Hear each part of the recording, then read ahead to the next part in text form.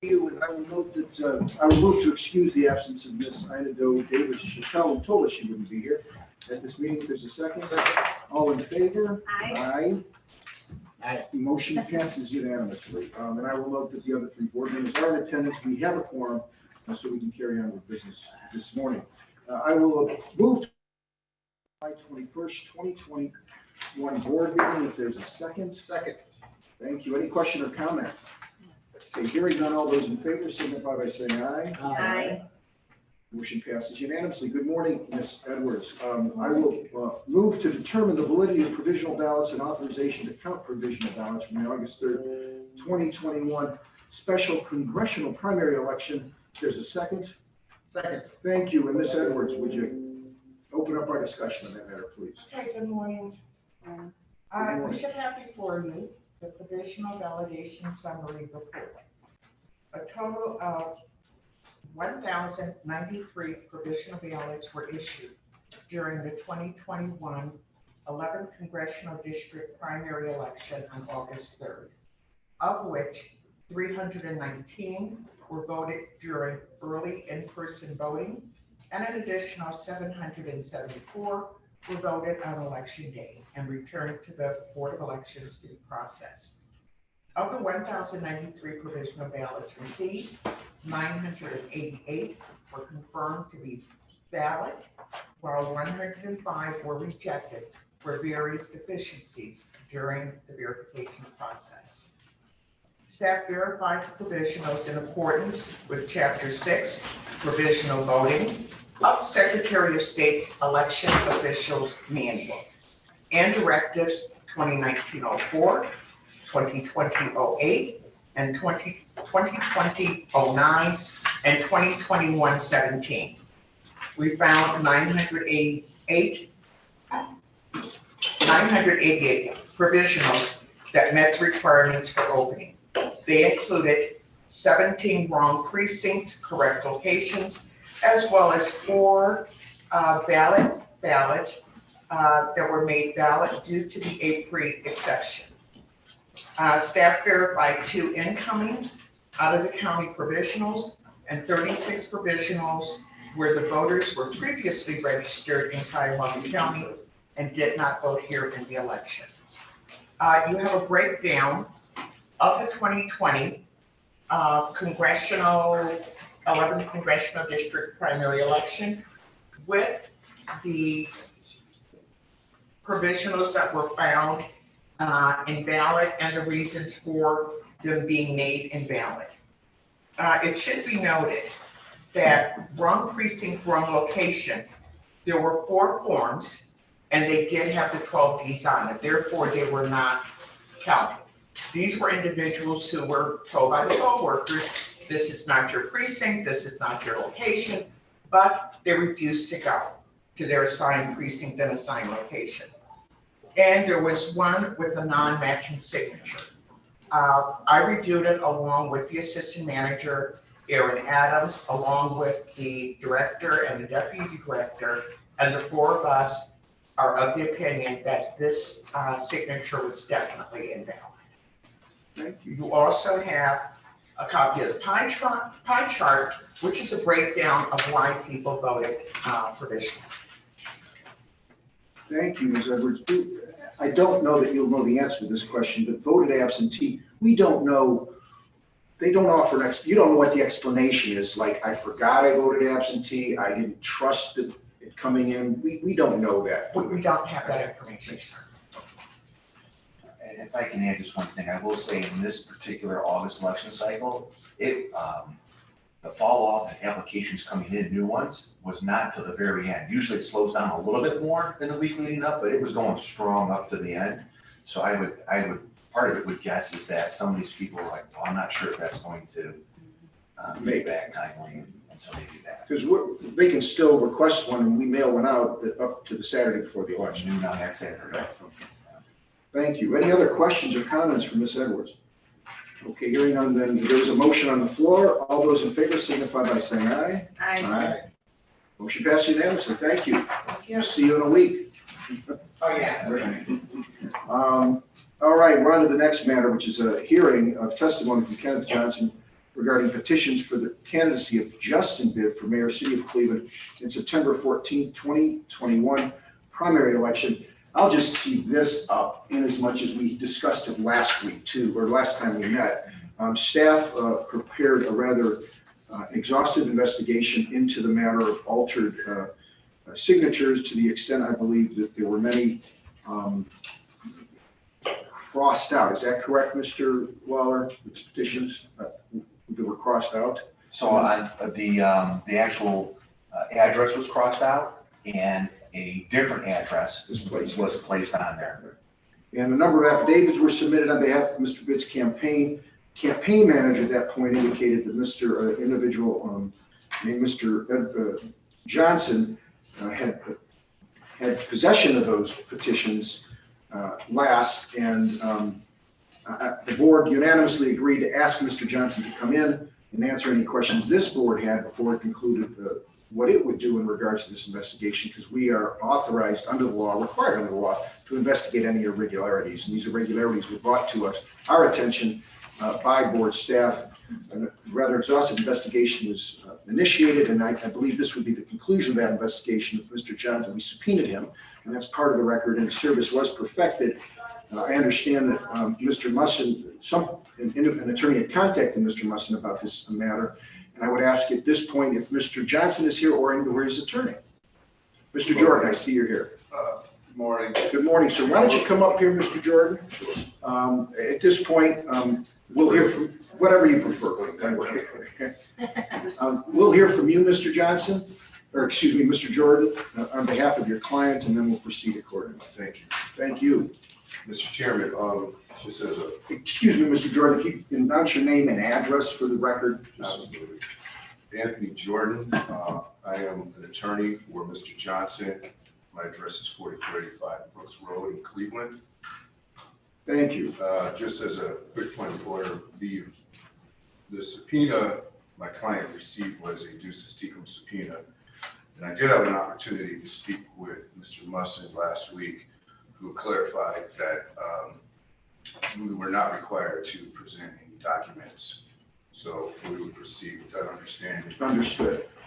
Mr. Chairman, I want to make just a very brief introductory statement, and then I would like to present my client as a witness to be sworn in. He is eager to testify and tell his side of his understanding of things.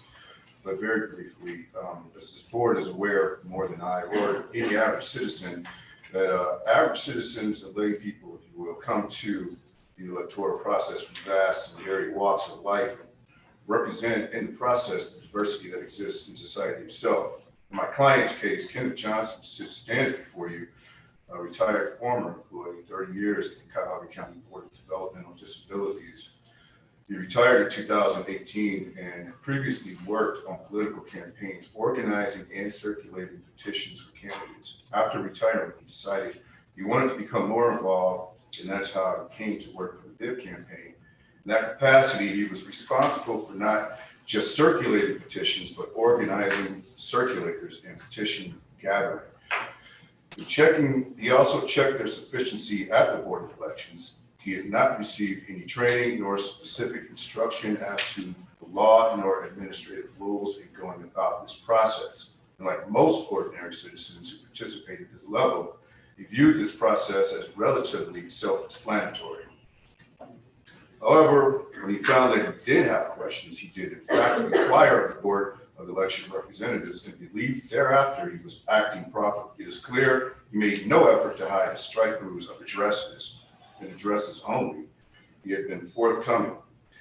I believe it would be clear that he made an effort to understand the requirements of sufficiency and compliance. It will be clear he was mistaken, but it will also be clear that he had no desire to risk peril to himself nor the campaign he was working for to make any misrepresentations to the Board of Elections in an effort to hide a fact or manufacture one.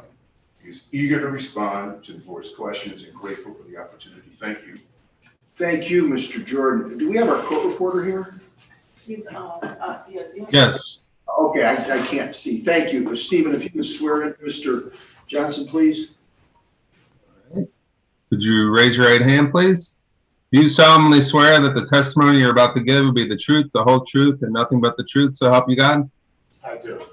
Thank you. Thank you, Stephen. Thank you, Mr. Johnson. I also want to add to you, sir, that you're sworn in, that what you say can and may be used against you, okay? This is an investigation, a quasi-investigation by this board. We'll make a determination how to proceed after we hear all the evidence and comments from all the interested parties. Understood? Okay, do you have a statement, sir? Why don't you state your name and your address and proceed from there? Kenneth Johnson, I reside at 4376 Sexton Road in Cleveland, Ohio. Terrific. Please be heard, Mr. Johnson. I'm sorry. Please be heard, sir. As my attorney indicated, I was responsible for coordinating petition efforts to get Mr. Justin Bibb on the ballot. And as the volunteer circulators submitted petitions to me, I came here to the DOE, sitting down at the computer down on the second floor to check signatures. It was during that time, after several weeks of just checking signatures, that they would match. And I would report back the number of signatures that actually matched. It was in a conversation. I learned that the addresses that were different, that they could be corrected. And so as it's known, there were some strike-throughs, and addresses were corrected as recorded on the DOE's website.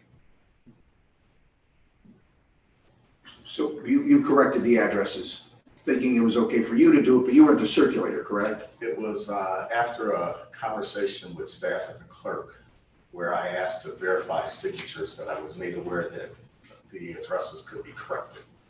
That's the understanding I walked away with. You thought you could correct the addresses Yes. because someone from the Board of Elections staff told you you could. I see. And who was that? I had a conversation with Patricia Lewis at the clerk's desk. Did you check with anybody else? No one else. Anybody with a campaign, an attorney with a I did campaign? not know. So based on what you claim as a representation from board staff, you went ahead and changed those addresses. Okay. Any questions for Mr. Johnson, Ms. Stickler, or Mr. Wonolowski? No. Just one follow-up, maybe, Mr. Chairman. Sure. None of the none of the signers authorized them to change their addresses either. There was no authority from the signers of the petition to change or correct the addresses. If we get kind of. Thank you to make that point. I'll ask Mr. Johnson, I'm assuming none of the circulators told you to change those addresses, correct? Right? You hadn't contacted them or called them. Did you circulate any petitions, sir? Yes, I did. And did you change any addresses on the petitions you circulated? Yes. Okay. And may a circulator, I'm going to ask Mr. Musson, change an address subsequent to individual signing the petition without the signer's permission? Not without the signer's permission, no. You can only change an address with a signer's permission. You can strike the name in its entirety or change it with permission of the. So regardless of whether he circulated a petition or somebody else, it would be inappropriate to change those without the actual signer's permission. That's correct. So, Go ahead, Mr. so that large number, how many signatures were my laptop's not keeping up with this? There were a large number, weren't there, of signatures crossed out, or not signatures, but addresses? Yeah, there were, I think there were 88.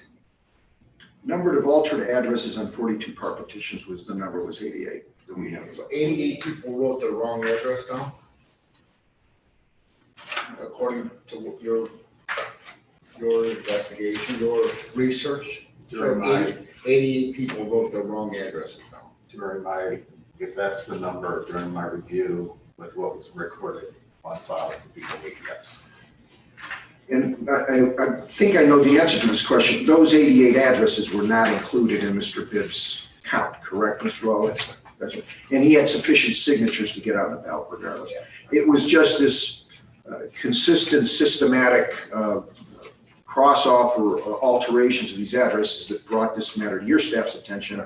You in turn brought it to the board's attention. Thank you. And Sure. just, I think provide a little bit more additional information, Board Member Wondolowski. Unless we have a report of all of it, this is a guess, I would guess that there were probably more than 88 signatures that are 88 lines that had an incorrect address, but only 88 of those had this modification on it. There's probably more that stand today that where the whole line was rejected for not being an incorrect address. Thank you, Mr. Pryor. Mr. Johnson, so no one else directed you to do this other than this was something you did, you thought it was okay to do. That's what I'm summarizing your testimony, I guess, based on a conversation you had with someone from the board. Is that correct? That's my recollection, yes. And your intent was just to, what was your intent, sir, in doing this? Based upon hearing that they could be corrected, it was just my intent to correct them. That's it. So there'd be more valid signatures for Mr. Britt? Can't say that, but, it could be implied, yes.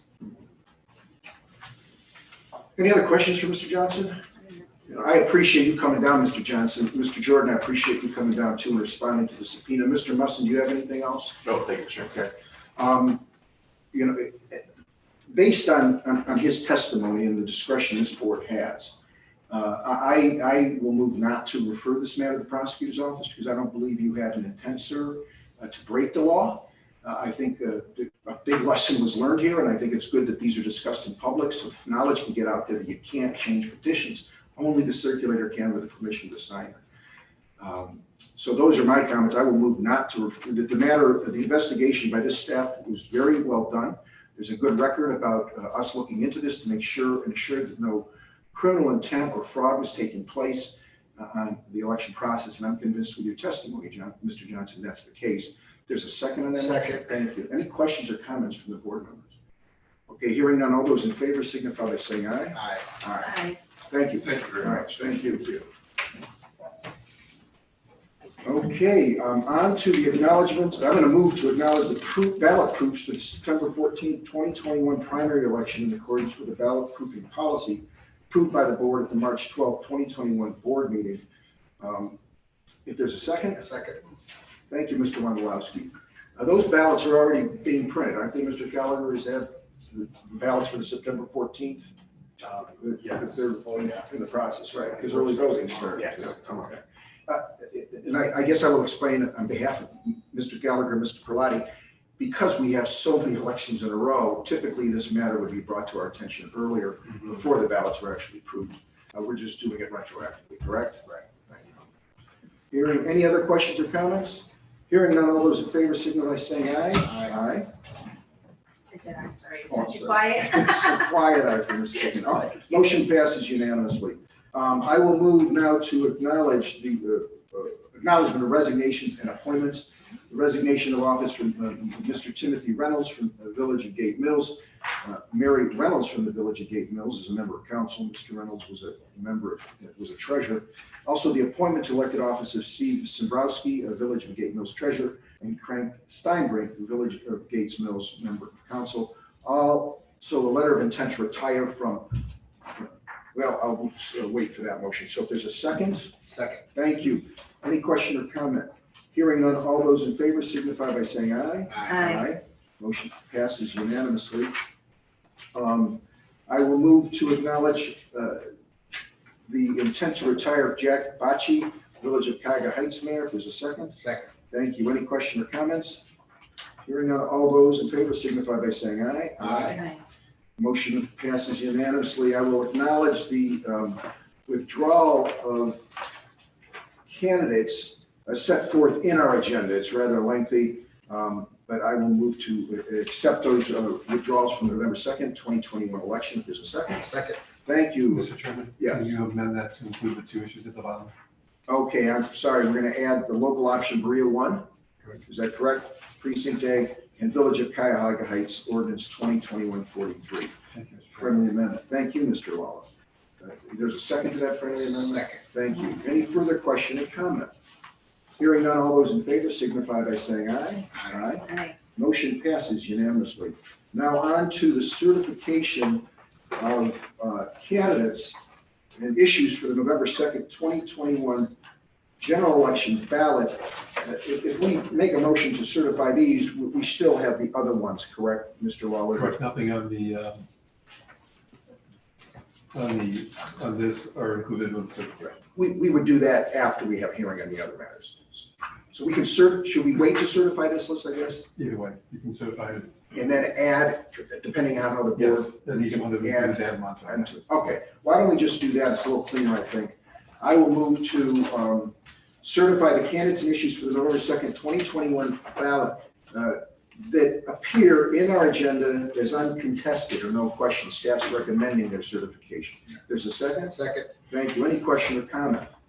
Hearing none, all those in favor signify by saying aye. Aye. Now on to matters that are contested by board staff. That this board will hear from Mr. Lawler and then anyone that wants to be here in regards to the staff's recommendation. So stating that, let's start with local option Cleveland Ward 3 Precinct E, Mr. Lawler, if you want to tee that up, and then we'll go from there. Thank you, Mr. Chairman. Local option Cleveland, Ward 3, Precinct E is a precinct-wide election. The petition was filed 8/4. The petition requires 134 ballot signatures, 150 were filed. There was one part petition where the signature clause was not correct. It had stated 18 signatures when in fact there were actually 29. So we did not count that. Without counting that petition, the petition was short with only 117 valid, making the petition short 17. If the board were to accept the petition in question, they would have enough signatures to be certified to the ballot.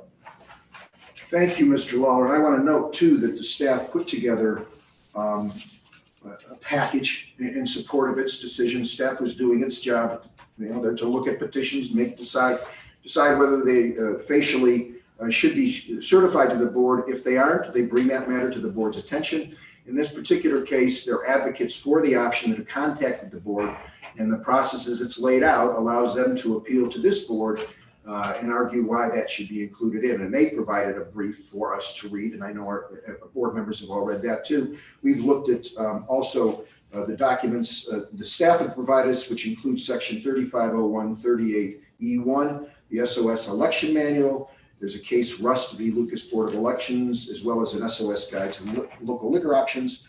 The petitioner's response that's been included here, as well as a petition statistical report. I do have one question before we hear from the advocates of the option, Mr. Lawler.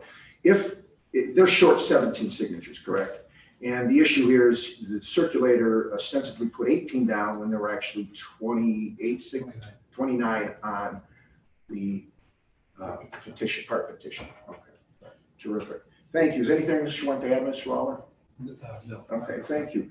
Mr. Neal, I understand you might be here on behalf of your client, and why don't you come up, sir, and any witnesses you have in regards to this matter, sir? Thank you, Mr. Chairman. Thank you. You saw, Mr. Neal, that how we kind of conducted these things. If you would introduce yourself first with a name and address, and then we will put your witnesses under oath subject to questioning from the board, okay? Very good, thank you, Thank sir. you. My name is John Neal with Walter Haverfield. I represent the petitioner. My business address is 1301 East 9th Street, Suite 3500, Cleveland, Ohio, 44114. To my right, I have the circulator, who circulated the petition, part petition question, Jonathan Petray. He will be giving testimony. Okay. Do you want any other comments at this point, Mr. Neal, or do you just want to bring your witness right on? I can make a brief statement summarizing my brief and the evidence that's presented in. As indicated, this is a single part petition, one of several that is here for the protest. And the issue is indeed that the circulator's statement on the back page, the second page of the part petition, accidentally and erroneously indicated that there were only 18 signatures on the part petition. And that's a very easy and explainable oversight when one looks at the document itself, because there are 18 valid signatures on the back page and there are 11 valid signatures on the front. So in one single instance, the circulator simply, it's an oversight. I don't even have one called not there. It's just a simple oversight in recording down the actual count. So today I have the circulator. The board has the affidavit that we submitted as part of the petition for consideration. In addition to the affidavit, the direct testimony of Mr. Petrea, I submit to you that the facial explanation of the error is borne out by looking at the face of the document itself. And then further, the board will note that in between rejection of our initiative, we were able to secure numerous affidavits of the individuals, some of the individuals who had signed this petition. I want to note for the board that those signatures are on both the front and the back of this particular petition. Those were contained in Exhibit E of the petition. And you will note that the very first signature on this part petition submitted an affidavit. You'll also note on the back page that the very last signatory submitted an affidavit. And then there are many in between. So as we know, the reason for the circulator statement is to protect against fraud. And any effort by any person to add signatures to the part petition after the circulator has made a statement. Now, the board does have discretion. This is very, very clear from Supreme Court precedents, the Curtis case particularly. When evidence has come before the board, as it has here, that justifies a reversal with rejection, the board does have discretion to make that decision.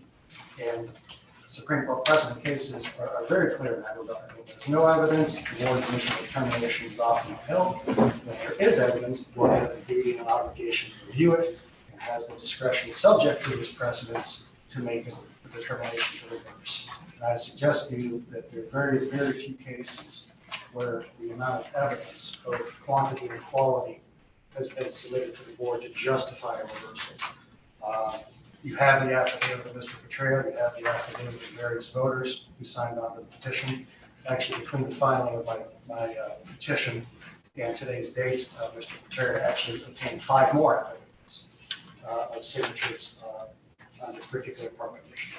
So I will be furnishing it with the legal board. I will furnish those as well. Do you have those part petitions or the affidavits with you, Mr.? Yes, I do. Okay, well, I will, as chair, I think I have the authority to permit that, your submission of those affidavits in support of your client's position, sir, okay? If you provide those maybe to Mr. Musson over there, and you can just see that, get them passed out. Thank you. Thank you. We have 4, just for the record, we have 4 additional affidavits since the filing of the petition for reconsideration of voters who are on the part petition in question.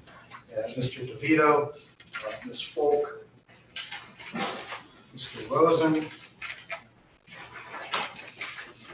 and Ms. Pace. Do you have additional copies? Those are the originals. These are the originals. Okay, that's fine. Why don't you submit them? I'll start with Mr. Lawler. Do you need to see them for any reason? Okay.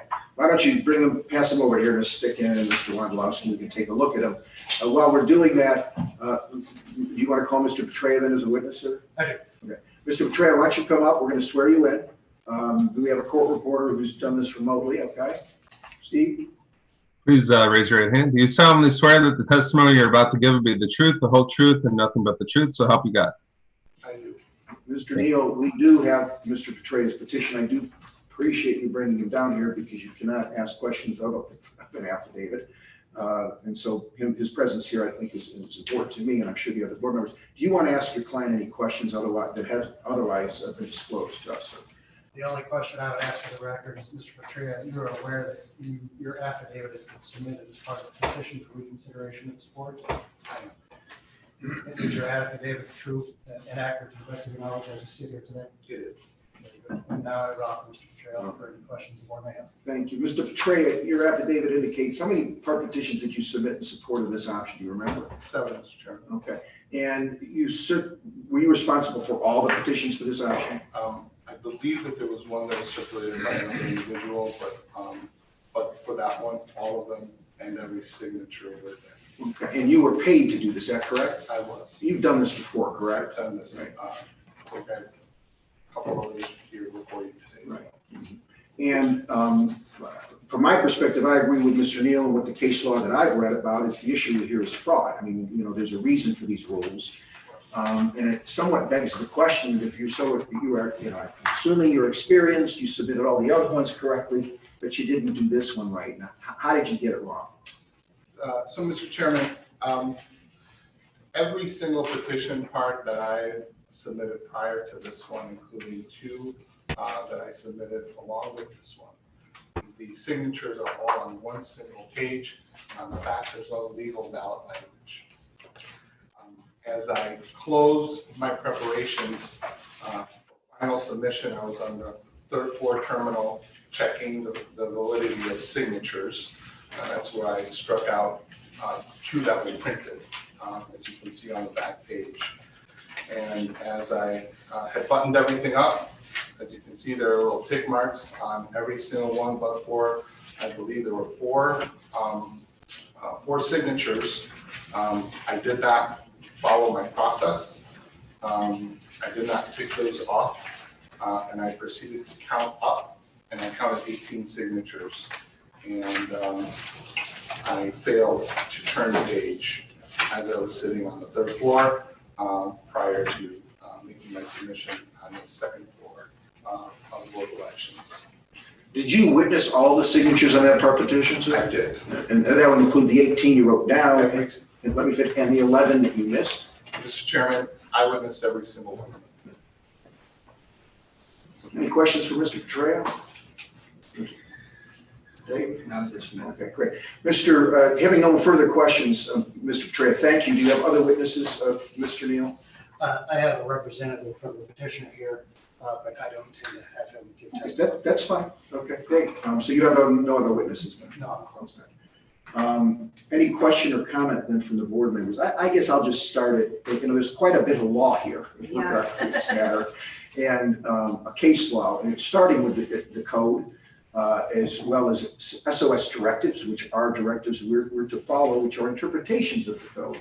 And then ultimately you get up to case law, where the justices of the Supreme Court of Ohio interpret these matters, the statute, the directives, based on the record and the facts, and make a determination. And there's a number of cases that are cited, both pro and to support staff's decision. And staff did the job that they're supposed to do. So they bring this to our attention, and then we can have this discussion here in public, whether this is something that should get onto the ballot. I've read all the cases, and my belief is that, and I think first we have the discretion, I believe, as a board to take this evidence in and make a decision in regards to whether this should be on the ballot or not. Additionally, I believe that, we have heard evidence that would indicate to me under oath from Mr. Petraeus, as well as the affidavits and the information we've been provided, that there does not appear, I'm clear and convincing evidence, there does not appear any fraud or material misrepresentation was done by the circulator. In this particular case, there's a reasonable explanation for what happened. And therefore, I'm convinced that because of the fact that there is no fraud, that this is something that could be considered. And there's interesting when you read the case law, there's law that says if it's an undercount, you can't count it, but if it's an overcount, you can. If you look at some of the dissents, it doesn't make sense to have that distinction. I mean, you could still commit fraud if there's an overcount, too, on these ballots. Additionally, if I were to just use the testimony of Mr. Petraeus, that he witnessed the 18 signatures, and discount the 11 that someone was concerned about may be fraudulent, it's my understanding, Mr. Waller, correct, if those 18 were certified, they would have 1+1 signatures to get on the ballot, correct? They need 17 more, I think the report says. He needs 17 more. You need 17 more. Right, and he, Well, I don't know if that would be true or not. Okay. Because we wouldn't know which 18 he witnessed in, depending on which ones of those are they not registered or not. sure, other than his testimony that he claims he witnessed all of them, right? Okay, and his affidavit of support. So those are my thoughts and comments. I haven't made a motion, Ms. Stickman. I have some questions. Sure. Because I'm with you. I know initially when I first looked at, first of all, I believe the witness credibility, I accept everything that's offered. So I think it makes sense. And so accepting all of that. My question comes down to the case law. So when I got the initial brief, particularly looking at, I think it was the sort of fraud being our, what we're looking for is a fraud here. So that's the way I initially approached it. When I got Mr. Musson's response though, I guess my question became, it seems like there is a distinction between over and under count in this case law. And so I kind of went down that rabbit hole because I think so And we were talking about that. So is that something that I'm sort of zeroing in on? Because I guess is the issue then if it's an overcount, we don't know, that all the petition's good because they said there's 20 signatures on here that are valid, but there's really only 19, versus if it's a petition of 30 and they say 20 are valid and there's really 30 on there, we don't know which 20. I guess that's those were my questions. That's the issue still in my head that I haven't resolved. Yes. Mr. Chairman, the Secretary of State sees that as the distinction that, the Supreme Court's put out these decisions and fraud is the purpose for that statute. The statute does say that you need to indicate the number of signatures that you witness. And that the rationale for the legislature to pass it is implement that law is to prevent fraud. And that is for overcounts as well. The Supreme Court has said that an overcount, and I'm summarizing, a number of different decisions, that an overcount is less risky for fraud than an undercount. You don't know how many signatures they witnessed. They said they witnessed 18, but there's 29 on the Because we're going to hear from another, and this is unrelated to this case, but we're going to hear from somebody else today that it was an overcount. Correct? Undercount. It was an undercount. The There were undercount. 2 undercounts. Yeah, but the undercount is more likely That's to right. promote Yeah. the likelihood of fraud. Not in this instance, but writ large, undercounts potentially promote fraud. So I think the Secretary of State's guidance takes that interpretation of the Supreme Court and the plain language of the statute saying you need to indicate the number of signatures that you witness.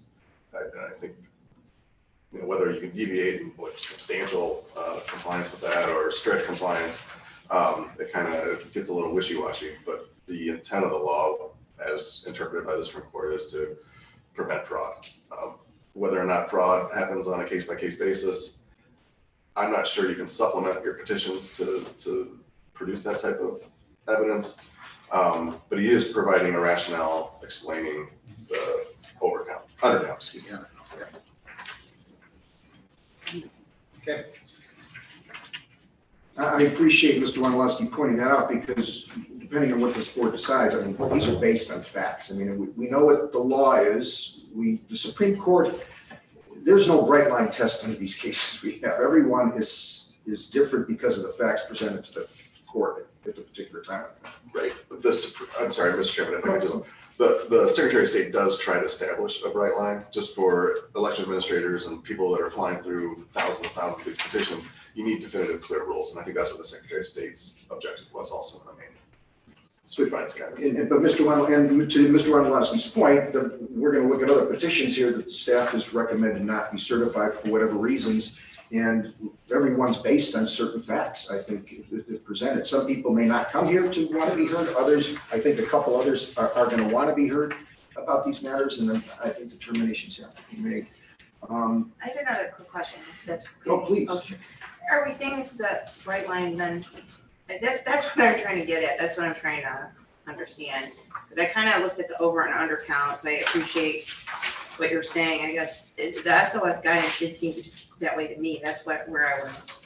Yes, I think the case law is That's what I'm muddled and creates some difficulty in administering and qualifying issues for the ballot or evaluating petitions for their sufficient signatures. So the Secretary of State's guidance distills all that and tries to create a bright line rule saying that an undercount is problematic and overcount is not so much, unless there's some systematic, gross, massive problem with an overcount. So our vote here would then, if we decided to accept those extra signatures, they would have enough signatures to get on the ballot. And how many signatures again? What's the number of signatures that we are adding? We need 17 more. In And the registration check, they didn't check the whole petition because we don't tend to put it into the system that way. They checked enough to get to 17, and there was probably another 10 more to go, so they had enough if we accepted it. And we have not, though, staff did not mark on the petition which ones were the. Yeah, we did it as separate. Yes, yeah. Yes, we did not keep any record of it. I make a motion that we accept the testimony and accept the signatures that were undercounted. I will second that motion in support of the decision, which I appreciate. It was imperative that Mr. Petrarca come down here and answer questions under oath. We as members can determine credibility, ask questions of him to see if there's any inconsistencies in their statements.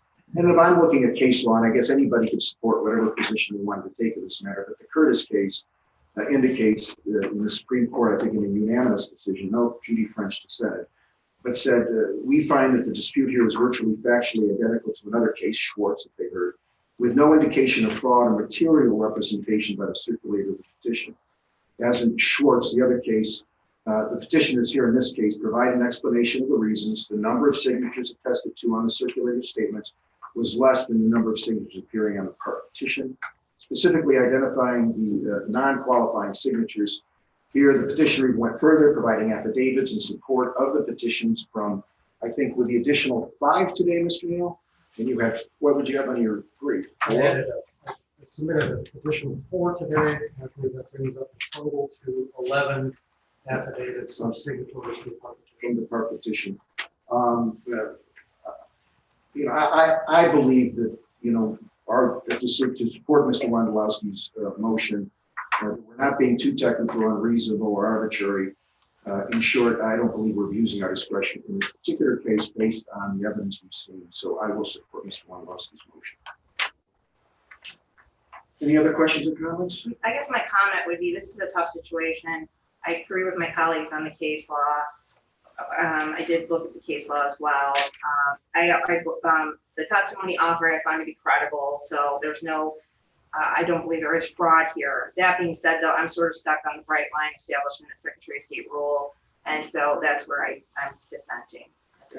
Understood. Well, I guess I want to add too, the staff did their job absolutely. This is a matter they're brought to us. It's not that they were incorrect, but there's a process in place. Regardless of how we decide or vote on this matter, Mr. Neal and his clients can go to the Court of Common Pleas or the Supreme Court and have the record looked at again. So that's the process. I appreciate the excellent work our staff did and understand that everyone's comments that are on this record. So in support, all those in support of Mr. Wondolowski's motion to allow this matter to be placed on the ballot, signify.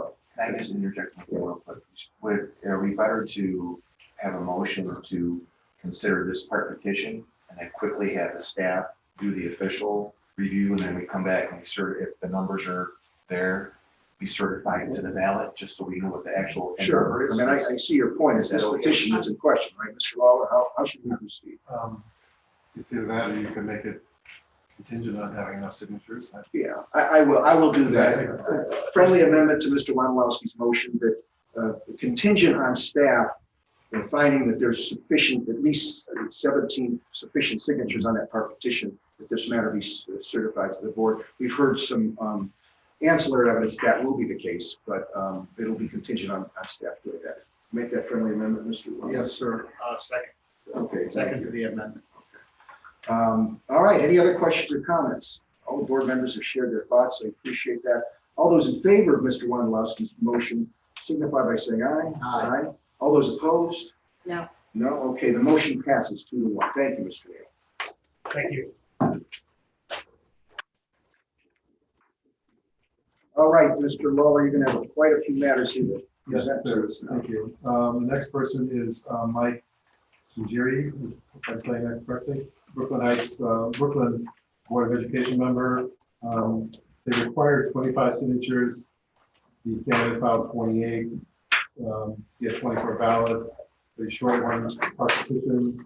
We had a discussion with Mike and Fred Owens, who was a signer on petition 1, line 8. I believe he said he was coming down here to personally testify that that is indeed his signature, and asked the board to accept that, and that if you did that you would have that one additional signature. So let me ask you, Mr. Lawler, thank you for that. So I'm looking at what the staff has presented, and you've isolated the signature. On the left is ostensibly Mr. Owens' signature, is that correct? Correct. And staff determined based on what we have on record that didn't match. Not at all. Okay, correct. All right, so that's the issue. You framed it, right? Simple as that. Mr. Changari, is that how you pronounce your name? Sir? Yes, sir. Correct. Why don't we, Steve, why don't you put Mr. Changari under oath, please, and why don't you, go ahead. Raise your right hand. Do you solemnly swear that the testimony you're about to give will be the truth, the whole truth, and nothing but the truth, so help you God? I do. Okay, could please introduce yourself, Mr. Changari, as well as your address, sir? My name is Michael Changari. I live at 8705 Fourth Avenue in the city of Brooklyn. And I brought Fred with me to this work. Okay. So why don't you, what's your position, sir? Why don't you let the board know what you think? Oh, okay. Well, I was the circulator and I got all the signatures and it's just me running for school board. There's no campaign, there's no paid individuals. And when I went around to everyone, I just figured I'd get 25 plus 10%. And since I know my neighbors, I figured, you know, there wouldn't be an issue. And then when I got the phone call that the signature didn't match, I thought, well, I better bring Fred down and let him verify that, yes, he is here and that's his signature. And there is an affidavit I brought down for Shane Melvin, who was not able to attend. There was the same question about him, and I couldn't get his affidavit earlier because he was working, so I brought it today. And it's nice. The nice lady copied it, put it in your packet. It's on the public comment form here, okay. So I just need 25, and with Mr. Owens coming down and Mr. Melvin. Do you have them? I have. All right, Mr. Changari, you circulated all these petitions, and is it your testimony, sir, that you actually witnessed Mr. Owens sign this? Yes, sir. Is that Mr. Owens behind you? Yes, sir. Okay. I don't know if Mr. Changari has seen this. No. Okay, let me go present it because I'll have a question based on it. Okay. Mr. Changari, if I may, I'm going to present to you what the staff has placed together in regards to why they believe, understandably so, it's insufficient. So this is, that's his signature on the left. And is the one on the right his normal signature? Is that correct? Well, it's the registration of the individual. Registrate On the left. on the left is Yes, literally. his signature, his Yeah, one registration, of the boxes is petition. what was on the petition. Okay. So the staff saw this on the right, and that's what he has a record of. So they concluded. And so I want, you to comment on that, and then Mr. Owens, I'm anticipating you're going to have him testify. I would hope so, sir. Okay. I'm not real familiar with all of this. Okay. Why don't you show that to Mr. Owens?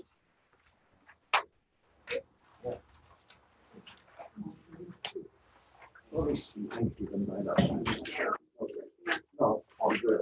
Actually, this is Oh, okay.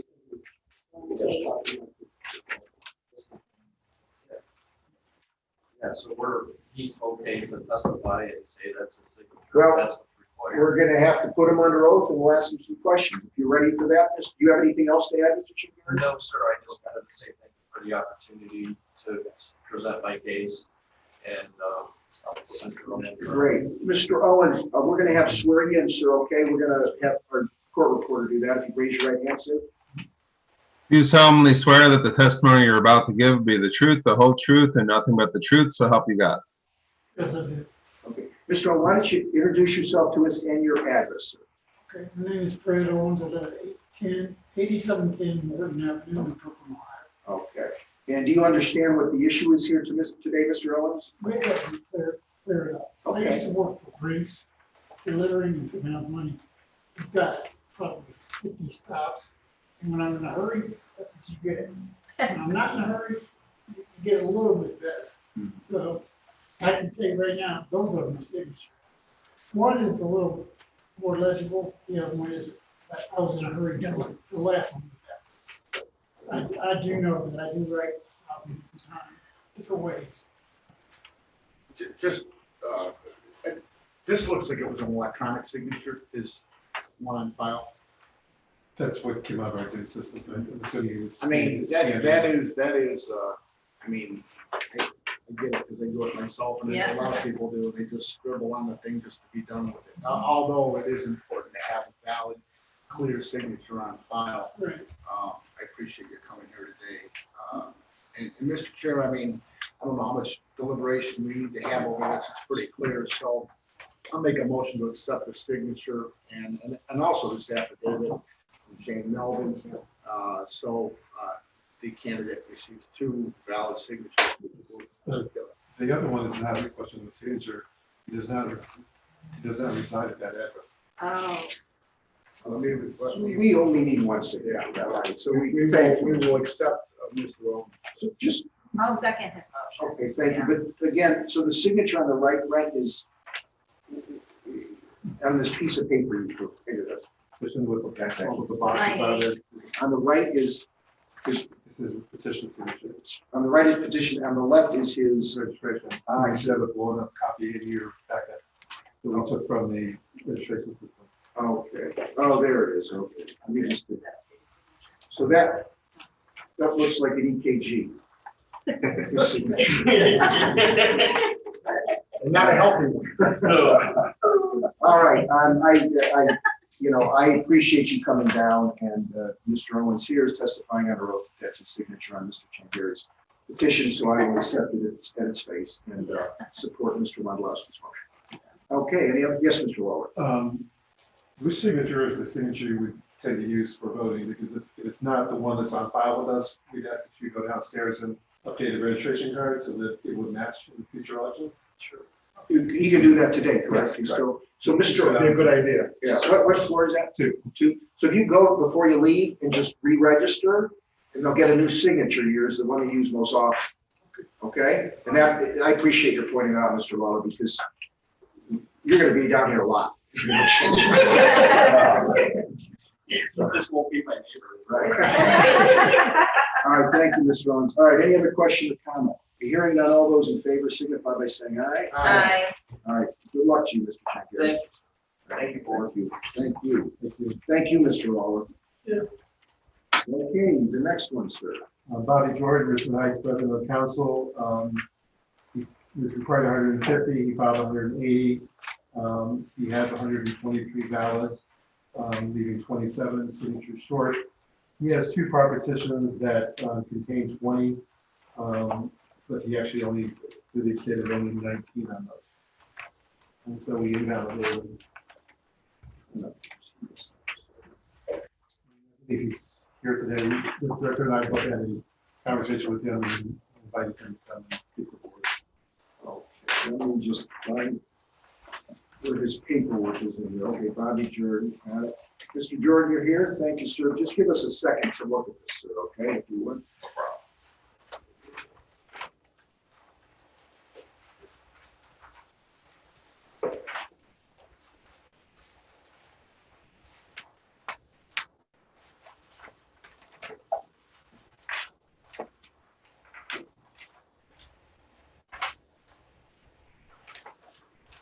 So this is another overcount situation, Mr. Waller, correct? It's another. It's a undercount, right, just similar to the option, correct? So there were 22 signatures and 20 were, he was to 20. Okay. I'm just trying to frame the issue here, Mr. Jordan, with myself. And was Mr. Jordan circulated these petitions, Mr. Waller? I believe so. I guess he did. Okay, both the ones that are in question. Right. Right. Okay. I'm ready to ask a few questions. We're going to swear you in, Mr. Jordan, okay? And raise your right hand and Steve will do that. Do you solemnly swear that the testimony you're about to give will be the truth, the whole truth, and nothing but the truth? So help you God. Yes. Okay, Mr. Jordan, why don't you introduce yourself, give us an address, sir, and then why don't you state in support of your position, sir? My name is Bobby Jordan. My address is 23700 Rushmore Drive, Richmond Heights, Ohio. And I have a little statement I would like to read about my situation. I'm here as a current elected official. More importantly, a public servant. I'm here hoping that the board will allow me the opportunity to have my 2 petitions valid. On petition 5, I put down 19 signatures, even though I had 20 on the 20 line. On line 1, as you see, the person kind of signed in line 2. So I didn't think it would count, so I didn't add it in my total count. Okay, that explains petition 5 then, correct? Yes. In petition 6, I had put 20 for some reason, and as you see, I scratched it out and put 19. On that day, I was rushing. I'm a mental health case manager. And as I walked in, one of my clients, I received a call, had a mental health episode. So I was trying to get in real quick and get back out. And what I didn't realize, even though I came on Monday, I knew Tuesday was going to be crowded, and also Wednesday, but Monday was crowded also. And there was a lot of people in line behind me. And I rushed, and I gave the wrong count. And it was my mistake. I have been a school board member for 11 years and currently still on the board. I had to do a petition on 3 occasions to get reelected. And I never ran into this situation before. I've always had a great experience with the Board of Elections. I would recommend for you guys to inform the Ohio Secretary of State that the intent of the law shouldn't supersede the spirit of an election. The law is for violators, cheaters, not for individuals who is passionate about serving and make a mistake. We all have made mistakes in the past. As you see, I had also one of my colleagues on the school board. He wrote a letter about his situation. It was his first time running the school board, so he came in with 26 signatures. And he was advised by staff of the Board of Elections to go back out and get some more. And he was able to go back out and get 15 more signatures. However, when he turned them in, he still had that number 6 on the page. And the staff member said, you need to change this, cross it out, and use your initials and put the right number there. And he was able to do that. I would so appreciate if the board could recommend that my situation should get a special exception to the law. I gave up my chance to rerun for my seat on the school board. Now I would lose my seat in January, and I would not have an opportunity to run for council seat in November. I would really please hope that you allow me to correct the mistake that I made initially and put my name on the ballot for this November. Thank you for the time. Mr. Chairman, Sure. I see no intent of fraud here. This is a simple miscalculation. Mr. Jordan, you witnessed all these signatures, correct? Yes, I did. They're under oath today. I make a motion that we accept the 2 petitions, with the, and the count of those signatures be corrected. Thank you. Is there a second to his motion? I will be chiming in on the second here for a second. I do have some questions, Mr. Jordan. So was your testimony that on part petition 5, because that individual signed, looks like Angela Dudley, because she signed and it went into the second square, that you didn't think that would be counted? Right. And so you said, well, I'm only going to count 19. 19 instead of 20. And then additionally, though, I think Mr. Lawler, is that NR that she's not registered? Right. So you wouldn't have counted anyways, but he wouldn't know that at the time, right? And then in 3, that NR means that person is eligible. Otherwise, okay. And then on your part petition 6, what was the cause for you to write 19 instead of 20, sir? A bonehead mistake. That's what it was. And it was in your testimony, it was just an oversight. Yeah, just rushing and just made a mistake. But you did, as Mr. Wondolowski, I think, confirmed, you witnessed all these signatures on both part petitions 6 and 5, correct? Yes, I did. I will second Mr. Wondolowski's motion. There are additional questions or comments from Mr. Jordan or Mr. Lawler? We'll make the motion contingent on. Thank you. So we know that there's 18 signatures that have been validated that we can back off. So that means there's 9 left, 5 out of 18. So we're confident they'll be there, but you could just continue. Mr. Lawler correctly requested a friendly amendment, Mr. Wondolowski's motion to certify Mr. Jordan to the ballot, subject to staff confirming that you have the requisite number of signatures to be on the ballot. So what this board is deciding to do is allow those petitions to be counted by staff, but then staff has to find the requisite signatures, and if they do, then you'll be placed in the ballot. You understand? Yes, thank you. Great. All right, there's a second to Mr. Wondolowski's motion. Additional question or comment? No, I see what happened here. I'm struggling just with the guidance issue and looking at the case law, but I accept all your testimony. And I know it's tough when and I appreciate your service too, so that's all. Well, for the reasons I stated previously on local option E, I'll incorporate those into the reasons I'm supporting Mr. Wondolowski's motion, in addition, of course, to your testimony, Mr. Jordan. All right. Any other question or comment? All right, all those in favor of the motion signify by saying aye. Aye. All opposed? No, just No. to be consistent. Just sticking, okay, it passes. You're going to, contingent on those signatures coming up, you'll be on the ballot, Mr. Jordan. Thank you. And staff will let you know. Okay, appreciate it. Sorry, let me ask, is there anyone else that's here to speak on the petition? Okay. Is anybody else here to speak on their own petitions? Okay, thank you. No, there is, Mr. Waller. If you would entertain there's no one here, they're all short. If we could just take the remaining ones and if you want them individually, but we could take them as a group, whatever you choose to do. But Well, you provided us, so we're on to the remaining ballots, or, excuse me, the remaining petitions that staff is recommending not be counted for various reasons. Do you want to just give a brief summary of each one, Mr. Waller? Sure. And then we'll take them as a group then.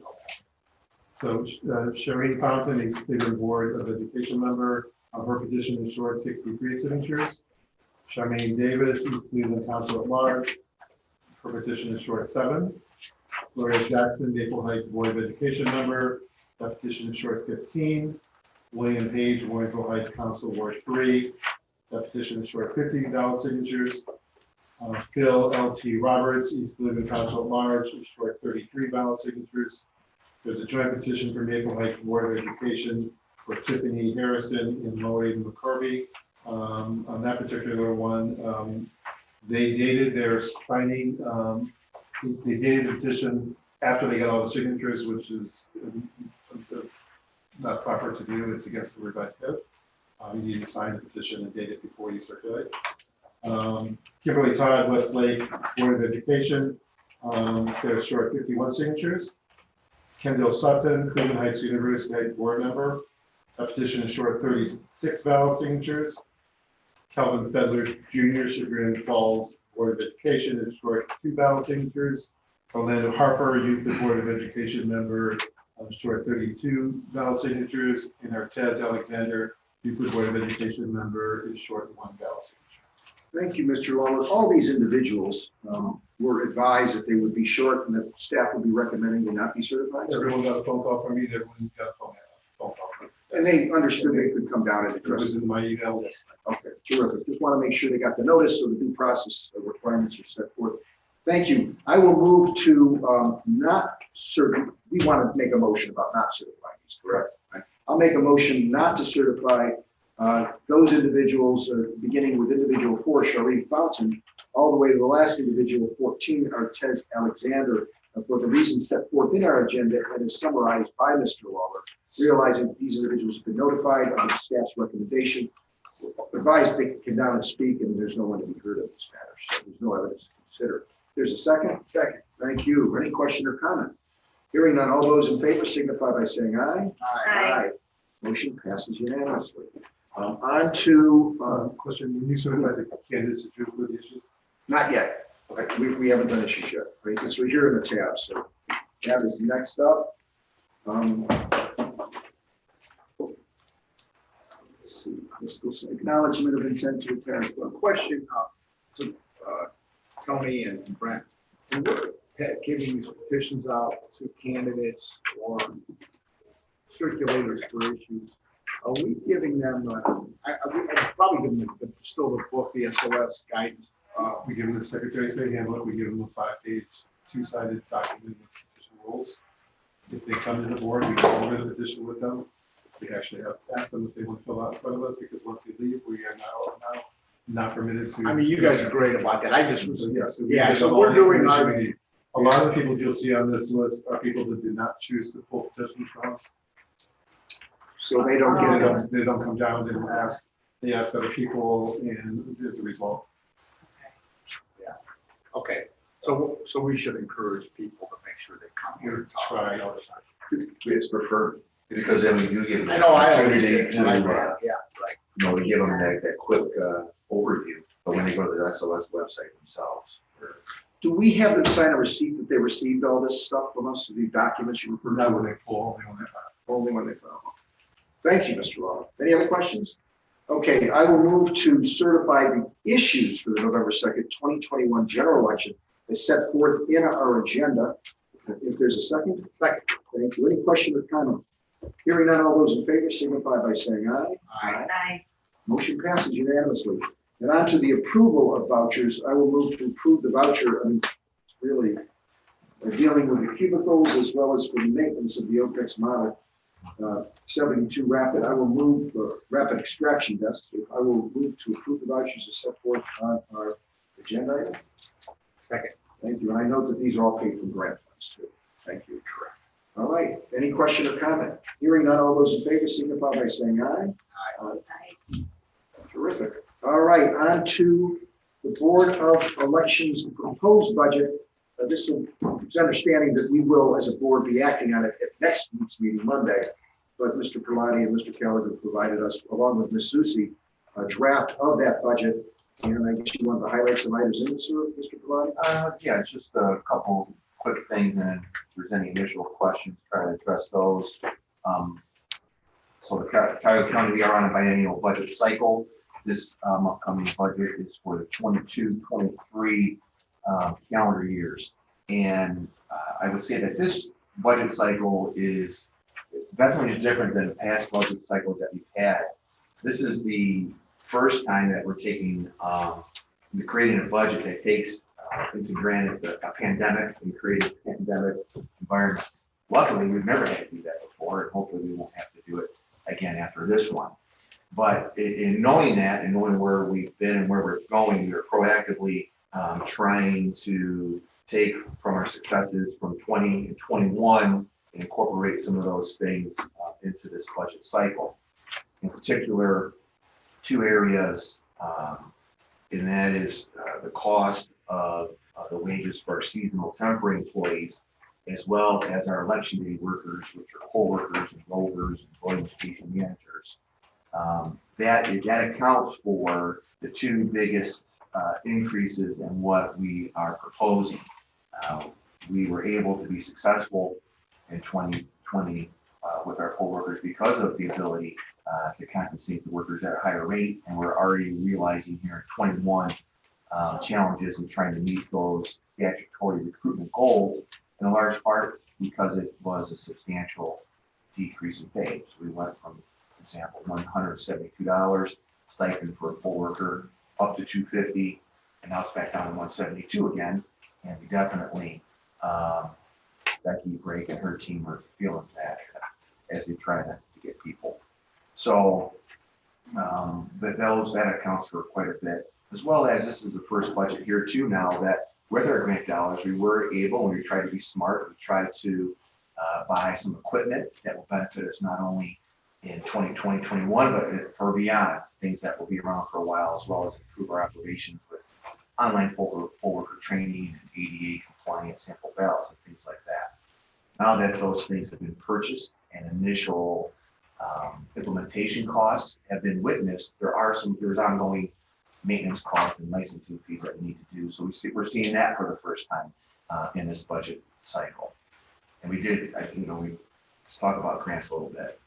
We got $3.5 million plus in 2020, and that's on top of the $17 million that we got as a base budget. It took all of that $20 million plus for us to get it done. And unfortunately, we don't have those grant dollars anymore. In fact, the legislature put something in the budget, but we're not allowed to accept any grant dollars anymore. So we got to do it with our county funds in the base budget. So, that is something that we need to do it through this process. We can't go out and get money from elsewhere. And that money, that was a 20% increase to our 2020 budget. And without it, we wouldn't have been able to do the great things that we did and got that election across the finish line. So that accounts for some of the increase too that we see with this cycle. Also, for the first time in the last cycle, or what we're in right now, 2021, when I became director in 19, that's when we started to create this budget. We started to put emphasis on investing in our operations and our building. A lot of times that didn't happen. It was just, okay, keep everything flat and let's not try to tinker with the number. I understand that concept. However, that's not how you grow. So this current cycle, what we did about all new voting booths, things that are over 30 years old. You walk in and you see a nice new remodeled voting room on the first floor. Without, we would not have been able to do the 53,000 people that we did in November. We need to continue to do that. We need to be smart. We need to not be frivolous and paint murals on the outside of the building, but those things that you need that are critical to make us grow, we need to do that. And I think, and so that's where we put a lot of money in cybersecurity and upgrading Windows 10 and those types of things. So we need to kind of do that. If we do that on a regular basis every cycle, then you're not coming back and asking for big dollar amounts later on. So like, for example, if we're able to get an increase in seasonal temporary employee wages and poll worker, and then next time, maybe we're only trying to increase it 2%, 3% instead of double digits. So I think we need to continue to do that. And then we will see that the growth in the budget becomes smaller because we're constantly trying to be on top of what we're doing. So those, that's a different thought process in budgeting. And it's one actually talking with the budget office to go, look at, we give you this money, we allocate it. We don't expect to get it back at the end of the year. That's why we need to do the allocation.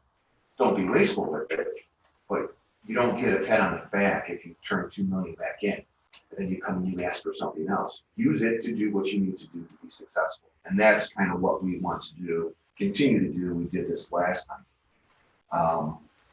So that's kind of like a lot of what you see in here. It is a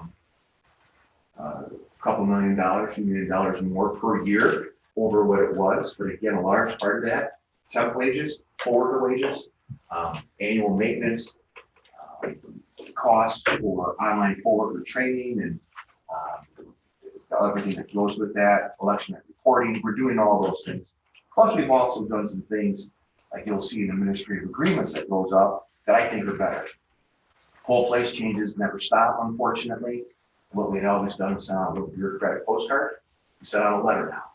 When we send out a letter, postage is more. We have an envelope, a letter. But what we see is I think more people go to the right point location. You see out on the back end that positive result. So that's a good, I think, expense of voter education. We, as more people come to vote early in person, we just have to assume that we have to rent parking every election. This lot is not big, and so we need to build that in and incorporate and do that. So there's things like that in there too that we're doing more of that because we have to, not really because we want to. And so let's not try to go back and ask for more. Let's get it right now and then be wise. Other things too is, unfortunately, there's 9 people who potentially could retire in this budget cycle, which I don't hope happens. But we never budget for payouts. And if they were to all go, we're like $160,000, $170,000 in payouts that's not accounted for. So we put that in there this time. Now, if they don't go, that money just goes back to the general fund, but we're covered. So we try to take a comprehensive approach, and that's kind of what hopefully you find in this document. So, Director Pilati, just to, I don't think the information's in here, and if you can get back to me, this isn't something I need to know now, but what are Franklin doing with their temps or their PEOs? What are they paying them? You can find in Hamilton and Summit, some of the larger counties, just in comparison to what you're proposing. I support your suggestion. I just want to know what other counties are doing. And is that staff? You budgeted about 67% for staffing, which kind of makes sense. It's usually about 70% of your payroll is just personnel. Is that increase baked into these overviews on page 9?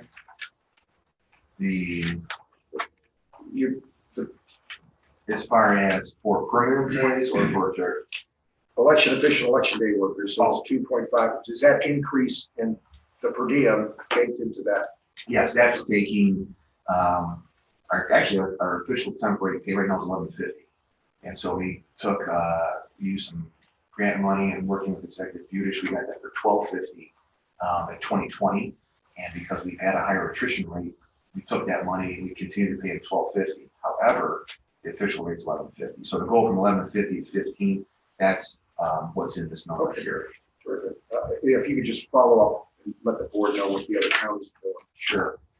Right, so, no, I appreciate the summary, and I haven't taken a deep dive into this yet. If I have any questions, I will certainly email all the board staff with those questions, be so you be prepared to answer. You need this board to approve this budget by next Monday, so you can present it to the county executive. Correct. So then what happens is, once we get approval here, we give it to Office of Budget Management, and then they present a package to the county executive. The county executive and his team review.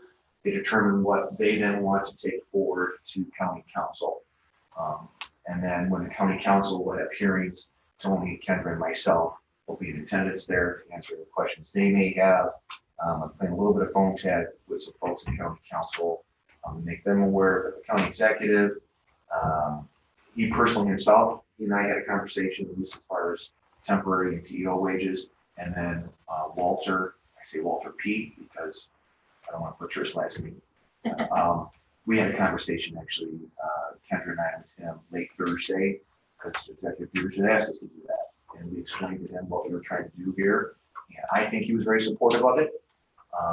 Had Kendra provide some additional documentation because Walter is having regular meetings with executive leadership and chief of staff Mason, obviously. How long is the rate been set for PEOs?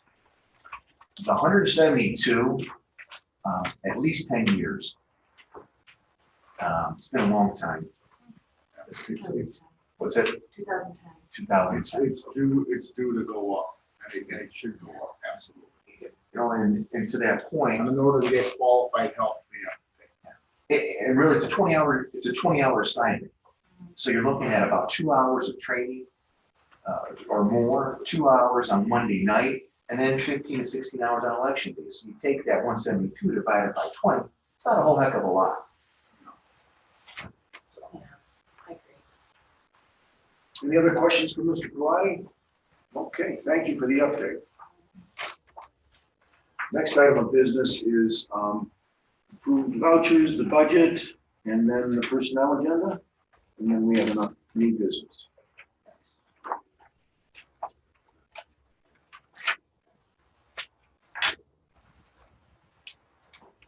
you want me to speak a little bit for the personnel agenda? Sure. So today on the personnel agenda, we have a recommendation for acceptance and implementation of Archer Company report that we have received back in 2014. Archer Company compensation consulting firm, the one that the county government uses, we engaged in study with them. We furnished a report, and that report really created a class structure and pay ranges, and those pay ranges are pay grades, and every pay grade has a range, obviously, at the start and end point. As part of that initial process, Archer Company recommended every 3 to 5 years you should engage in basically a market study, a rebalance to see how things are. We started that process in 2019 for Archer to do that, got sidetracked or postponed to 2020 because, as we all know, we had a pretty busy year. Archer came back now this summer and furnished an updated report.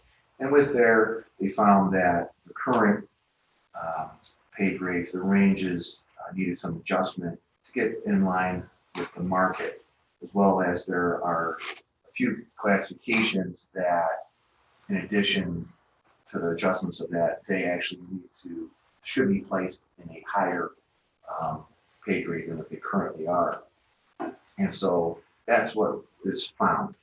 And so what we would like to have happen or ask for the board to do is to go ahead and accept the report and content in it, and then implement that, meaning that employees who currently are below the starting point on their respective pay grade, we're looking at the new recommended pay grades that they get placed on that starting point. So everyone is within a range on the schedule that he produced.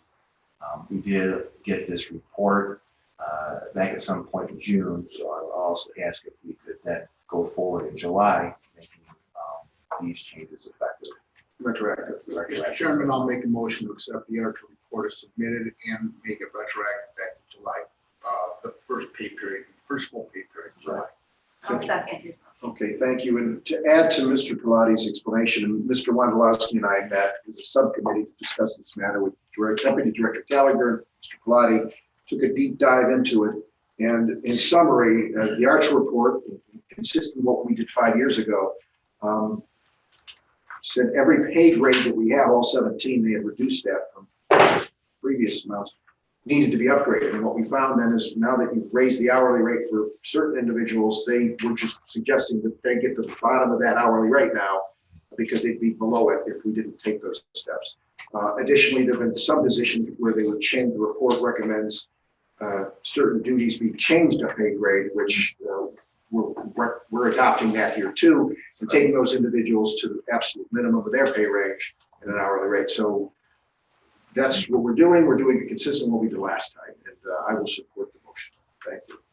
Any other questions or comments? Okay, hearing none, all those in favor signify by saying aye. Aye. Motion passes unanimously. On to an update as far as the acquisition of voting equipment and tabulation systems. We're going to have Mr. James come up and just briefly speak to this. We did include a document in the budget, or I'm sorry, the board book, because this is, as we know, we've been talking about this for a long time, and we're going to continue to talk about it. Mr. James. Yes, good morning. Good morning. Peter James, Election and Compliance Administrator. Try to be brief here. Just want to cover a couple topics around voting equipment and tabulation system acquisition process. Last meeting, the question came up, how much longer are the funds that were available to purchase voting equipment? The answer is the expiration date for the funding is June 30th of 2023. This is the last day of which the contract may be used to place an order. So we're still in good shape there. We've got close to 2 years. Second section, without getting into details, just gives a little bit of a sense of where the 3 vendor finalists stand in terms of certification. This would be relative to their most recent voting system, which is what we'd be looking to purchase. A little bit of a different timeline, but in summary, we're looking at a couple months to several months. And these dates are based upon what the vendors have said they would be certified, which I think tends to maybe be a little bit optimistic. So I mean, I think this is the earliest any of the 3 vendors would be completely certified, taking into account new supplemental wireless testing that the SOS is asking to be done. So we still have a little bit of work to do before this equipment's even ready. And then jumping down to part 3, the next steps, just to take a high level overview. Step 1, we were in pretty good shape as a committee, and then we've gone back and forth with the vendor a couple of times with written questions, and then we feel pretty good about the quantities of equipment, software, supplies, et cetera, that we would want from each vendor, when the time came to make a purchase, particularly as it relates to Table A. But again, that's really as far as we've been able to go, because second step, which is get updated pricing, we can't get updated pricing from the vendors until their most recent, voting system equipment is certified. And so at that point, we're sort of a little bit in limbo. But once that, looking ahead, when we do finally reach that point, step 3 would be we would draft the final report and recommendation, bring it before the board. At the same time, the board would work to draft and negotiate a maintenance contract. Whatever vendor was the one that we chose. But then after that, we would give a presentation, a final report to the board about the recommendation for the voting equipment. Board approval, hopefully you're on board with our recommendation. And at that point, we would submit a resolution to the county council for what will likely be 3 readings. And then once that process is complete, we will then have to dispose of our old equipment to make room for the new equipment. So I mean, that's a high level look at the steps that we would have to take from where we are now to when we would get the new voting equipment delivered. Thank you, Mr. James. I appreciate this being put in writing and explained for the record because we just don't want to find out that it's too late, and it isn't too late. It's all documented here.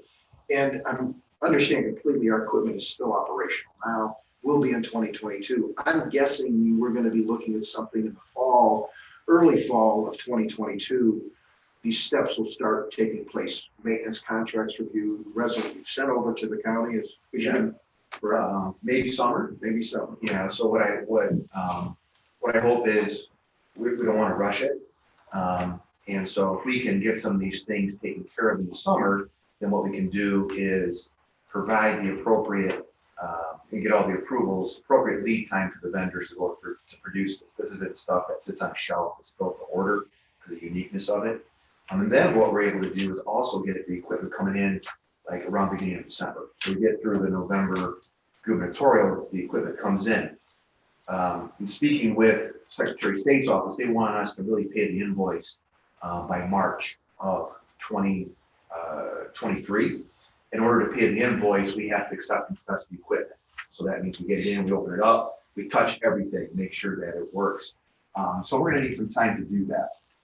So that's what I think we would see. So we will continue to go along in our processes, but probably next summer when all of a sudden you start seeing us coming with things. As a side note, so a reminder, I'm a member of the Voting Machine Examiners Board. I periodically checking in, hey, you hear anything? Nothing. So here we are, August 16th. So I'm going to, if I was a betting man, say that there's not going to be a meeting in August. So I mean September. So just keep kicking it down. We want to consider the new certified equipment. We don't want to buy what's there now. We want to buy what we know is on the horizon. Had a couple conversations with the Secretary of State's office, completely in agreement with us. They're like, there's nothing that you can do because we don't have it. We obviously don't want to botch any election, gubernatorial. So they're very supportive. And Clary assures me that our equipment will make it. And I agree with his assessment of that. So are we the last county in the state that? Purchase equipment? Close. I don't think Summit County's selected yet. We're obviously the largest in that, and Summit County's a pretty big one too. They haven't, I don't know if they will, they haven't talked to them recently about this, just because they'll be in the same situation.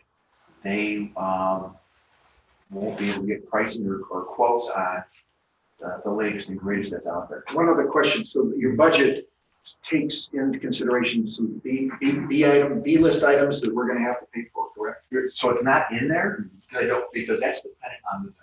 And those will be things like carts that we send things out to. Well, depending on what the footprint is of what you buy, will kind of dictate what size carts you need for some things. Bags, we need bags. Well, but the bag has to fit in the unit. So there's things like that. We've told the county that, we're keeping them aware of that. What should be nice is coming in the summer, we will know kind of what we're looking at, and we can then proactively look at those people B things too at the same time. So when we go to the county saying, hey, we would like you to approve this purchase. And by the way, don't forget, we have 310 million, and so we need you to pony up this on the side. It's kind of been advised, if you can do that at the same time, they don't focus so much on the dollar amount of ancillary items because they're more focused on the allotment we're getting. Terrific. Any other questions for Mr. Blatt or Mr. James? All right, thank you for the summary. It's appreciated. Thank you.